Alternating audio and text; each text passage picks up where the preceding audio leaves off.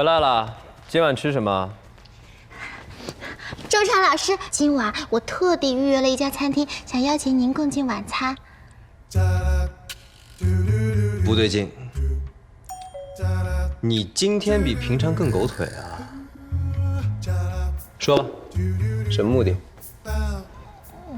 你不要这么说，你这么说我会很难过的。我就是纯粹的怀着感恩、感激、感怀之情，想邀请您吃顿好的，感谢你替我省了这么大一笔房租。哼。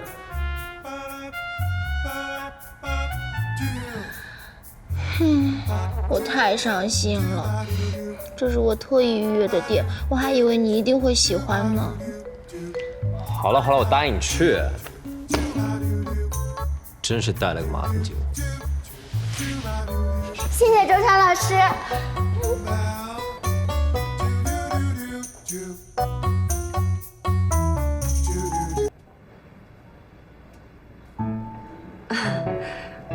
久闻不如见面，周川老师跟我想象中的果然一模一样。那你想象力挺丰富的。之前初里说老师挺欣赏我的画。哦，是吗？大家都喜欢您的画，周川老师也是大家之一嘛。我相信这次合作应该会很顺利，就像初里说的，毕竟彼此欣赏的两个人更容易产生共鸣，有趣的灵魂总是相似的，你说是吧，周川老师？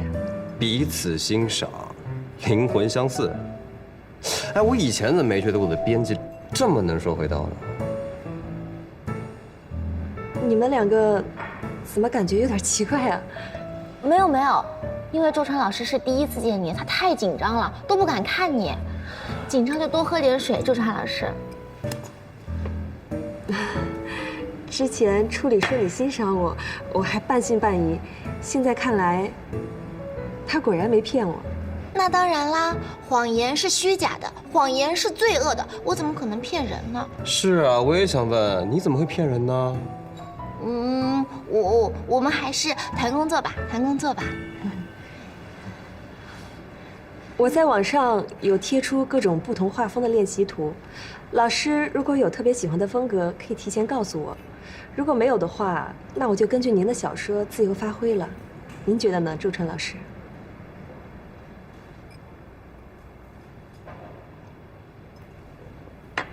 没问题，没问题。其实，我跟周川老师还真的挺有缘分的。您不知道吧？当年我还是个小画手的时候，论坛里有一个和老师文风很像的模仿者，给我的图配小短文。那人写的确实很像，论坛上都叫他小周川。是吗？那个人一定很有才华吧？风格确实很像，但是文笔跟周川老师相差太远了，那8辈子也赶不上您一根手指头。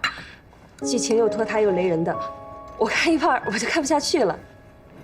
那时候因为这个小周川，论坛里就老有人提起，姐啊姐，你什么时候能真的给周川的书画封面就好了。没想到这一天终于就来了。啊，你是不是觉得这种模仿者也挺讨厌的？你别误会，我说这个故事没有别的意思。那你是什么意思？